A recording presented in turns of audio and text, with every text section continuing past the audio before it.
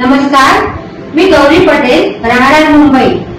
माझी आई खूप वर्षापासून आजारी होती आणि तिला आम्ही इतक्या खूप डॉक्टरांकडे घेऊन वगैरे गेलो, खूप गावाला वगैरे पण गेलो। पैसा जात होता आणि मानसिक ताण पण होता आणि घरात दुसरे पण प्रॉब्लेम इतके होते की काही सुचत नव्हतं। मग एकदा माझी मैत्रीण आली आणि तिने मला बाबांबद्दल सांगितलं, म्हणे प्रयत्न करून बघ ना।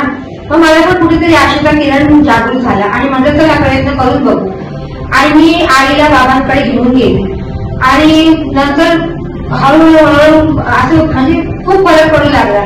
आईला पण बरं वाटायला लागलं, घरातल्या समस्या पण हळूहळू असं वाटतं सुटत आहे। म्हणजे खूपच अनुभव आला।